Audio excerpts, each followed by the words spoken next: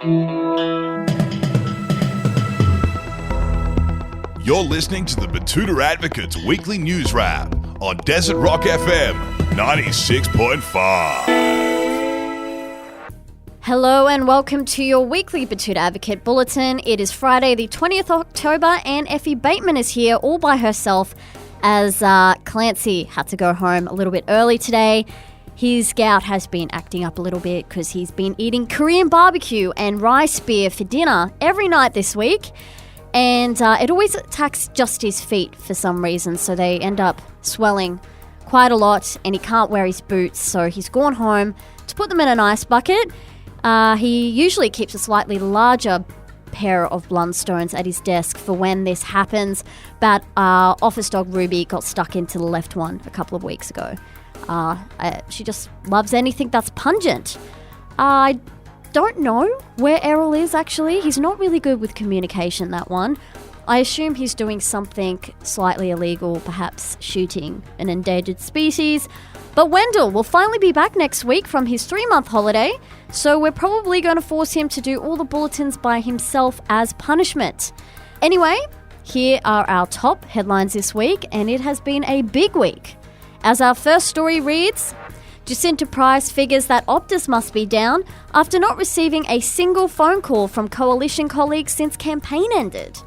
Coalition Senator and political flash in the pan Jacinta Price was back at work this week and turning her attention to the real problems after spending months campaigning against an Indigenous voice to Parliament. First on the agenda was why she couldn't get any decent reception on her phone in Canberra. This comes after the Senator noticed she hadn't received one phone call or text message from any of her Coalition colleagues since the votes were counted after the Indigenous voice referendum last Saturday night. While many had predicted that Jacinta Price would be ditched the moment she had expended her political usefulness, the ambitious senator had high hopes that maybe Peter Dutton would appoint her to some sort of high-profile shadow cabinet position, like maybe the Shadow Minister for Chinese Trade Wars or the Special Envoy to ridiculing trans people. But now, the campaign is over, and Jacinta Price probably won't be needed again until Peter Dutton needs someone to do a welcome to the country or tell the media that Aboriginal people actually really love celebrating the day Captain Cook arrived. Now for some news in the Betoota Heights district, and a local man smiles at teenagers drinking in the park as he realises he will never have as much fun as them again.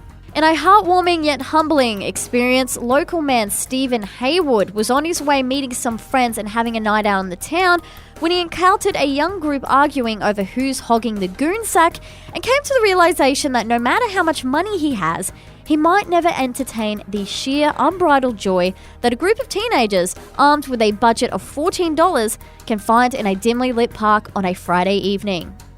He said to us, "Yeah, it just hit me then and there. I'm on my way to an exclusive club night, yet I know sitting in a park as a teenager would be way more fun." Speaking to Professor Sophie Higgins, who specialises in social trends, she said, "We tend to forget the headache that comes with being a teenager. Lack of freedom, no money, high school drama, and avoiding the police for something as simple as drinking. Instead, we focus on the fun side." What Stephen is feeling is a common sentiment among former party enthusiasts who used to revel in drug-fueled nights in parks and still wake up at 8 a.m. the next day for an action-packed beach day. Well, I sure do miss my days drinking UDLs in the park. Simpler times. Up next, and engineer mate, slightly odd. A study conducted by Psychology Australia has determined that anyone with an engineering mate can agree they're a bit odd. Mostly by the way they respond to social situations and their dogged pursuit of always thinking practically, which works well if you're dealing with a machine but not so much a human being. Characterised by their sharply analytical minds, tendency to commit social faux pas, and ability to ask 1,000 questions in the span of 5 minutes, your engineer mate may require you to explain strange concepts such as emotions and empathy, or the art of being tactful. The Advocate spoke to a couple of locals with engineers in their social circles and uncovered some of the weird shit that they do. Tony, a program manager from Betoota Heights, said, "I had to explain to my mate that he needs to be a little nicer when he's turning down girls. He told his last date she was boring him. Another bloke, Neil, who is a personal trainer from down south, reckons his mechanical engineering mate deliberately does intense workouts while being extremely hungover because he doesn't feel content unless he's doing something to test the limits of his mind and body. Yeah, he'll just stay out drinking until 3 a.m, wakes up at 6 and does powerlifting. It's fucking psychotic. And lastly, a waiter doesn't know how much trouble he's in after a rich old duck skim decaf cap isn't hotter than the surface of the sun like she asked for. A cafe inside a Betoota Grove shopping centre that's a popular haunt for many of the old matriarchs of our town's pastoral and mining industry was the scene of an epic blow-up this afternoon over a coffee that arrived too cold. While shoppers ran in and out of Coles past the bakery and butchers, the Dementia Cafe is an oasis for tired shoppers and carers who need a place to park their elderly clients while they themselves get a rest.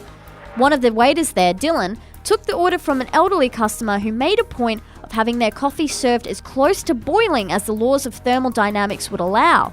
Our reporter was on the scene as Dame Beryl Overall, great-great-aunt to the Advocate's Clancy Overall, went off the rails, saying, "Oh, for heaven's sake! Can't these fools do anything? I said hot!" Anyway, that's what's making news for this week. I hope you have an excellent weekend. See you later.